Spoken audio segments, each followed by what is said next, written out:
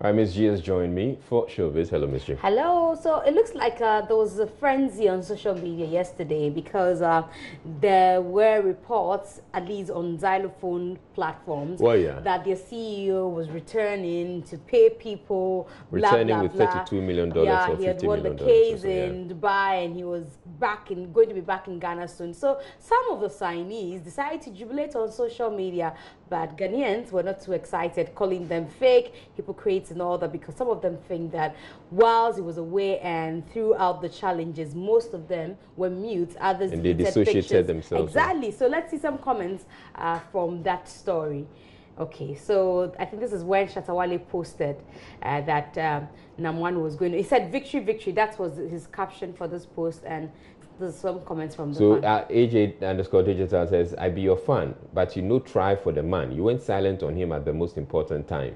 And somebody comes to reply, that is the best thing Shatta did, because the case against the nation is delicate and complicated. At Shatta standing point, Shatta have a lot of fans who have invested in men's gold. So all he could do was to stay mute. And somebody comes to reply and says, when awards were being taken at 3 Music, Shatta was dedicating his award to Nam1. Okay, and there's another reply. Let's move to this one. He called him by some name. Oh, the name that Yapuno gave him. So the Gbenabu name. Okay. And yeah, Jano Star. I wish he will come back and take the industry back to the new world. And then another reply, Ayo, now you're supporting him. You dear, we all know you. Mensa even says, but this guy, pa, you think that one is a fool, right? Some of them are not being charitable at all. At all. So and President is Benedicta Gaffa, who is also a signee, and Bibi Bright is also a signee. So those were comments from them. Okay. Doing my Michael Jackson dance. So see the response to Benedicta Gaffa. Charlie, you messed up. One is back. Okay, so see Benedicta Gaffa, hello people. And then there's one for Becca too there. Okay, so I heard he's won his case at the Dubai court. I hope it's true. So some of them are obviously not excited about the jubilation by these xylophone signees. But also, someone says he owes Nam1. I thought Nam1 was supposed to be owing people, but I wonder what One Love the Kobola needed 700 CDs for, that he had to go to Nam1 for that money. And so he's working hard to pay. Here's a conversation he had with Becky. I think it's crazy because this is the first time we owe money, and so we are really it's forcing us to move extra hard and to just conquer the world. So we're out there, we're going back very soon to continue our tour, and by the end of the year there'll be a lot of good news. I mean, a lot of festivals are already calling us now. Okay. So. And I'm sure that you play festival, you get more money, right? Yeah. I mean, it depends on the festival. Pay back our debts. And pay your school fee, your kids' school fees and all that. And we also owe Nana Pia, #1, we owe him some money as well. So why? What happened? While people were giving their money to Men's Gold, we were borrowing money from them. Okay, so you're supposed to... so that he can pay the people back. How much is that? You can't tell. About 700 CDs. Okay. Yeah. 7 million, old money. Old money. Maybe you can pay for us. I don't know why I'm finding it difficult to believe One Love the Kobola. He probably is kidding. I think no, to the extent that he says that we'll pay him so that he can pay the people. Really? People have invested so much, and you're talking about 700 cities. I never wonder, what did he need it for? For a video shoot, for a studio recording, 700 cities. What could that do for him? Maybe to buy a rapper. Maybe. Now we can move from there and talk about Obor's legacy. Obor is exiting the Musician Union of Ghana this year, and a lot of people are, showing interest. But Obor has been asked, what is that one thing that he knows he's done for Musica that he's so proud of? Here's what he had to say. Brings me satisfaction. It brings me joy. And if I'm to be remembered for just one thing, I want it to be that.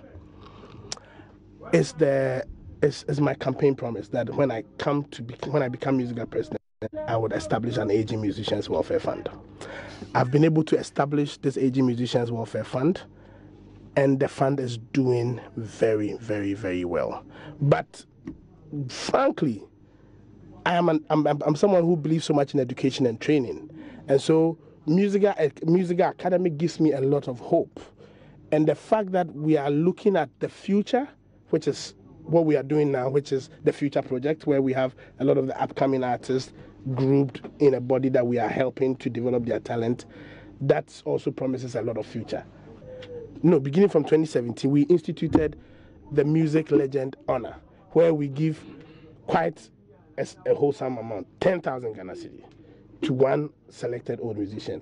Last, we selected 15, and we selected 5 in 2017. Joelaka got it, A.B. Crensel got it, Nanam Pedu got it, Oboba J. Adolfo, and C.K. Man. Okay. Just last Sunday, we selected another 6 old musicians who have also receiving 10,000 Ghana cedis from the Amway Fund. So it looks like he's done a lot for the aged musicians. I'm sure the young ones are still waiting for what he can do. But also, Kwaku Ayindo has been talking about No Celebrity for 2020 campaign. Now, if you support in the NDC, you did support them in 2016. He says there's no way. I recall you had an interview with him over the weekend. Yes, over the weekend. Saturday. So we want to play a bit of that and let's see what some people have got to say. They're all Ghanaians, and Ghana does not belong to one person or one group of persons. We're all involved in the process.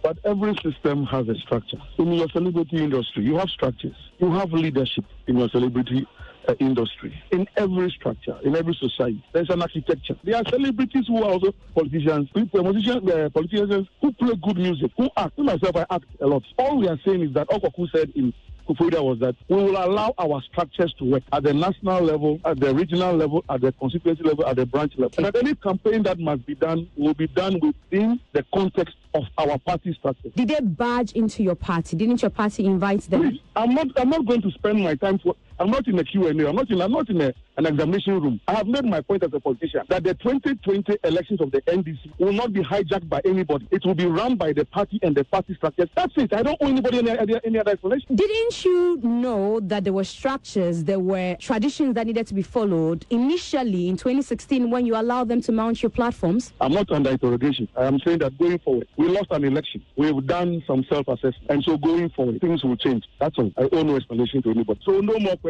Is this a collective decision by the party? Please, I have made my point and that is it. I just want to know if it's your party's decision or your personal decision. All right, so we've lost Kwaku Ayindo. Obviously, he's not ready to answer our questions.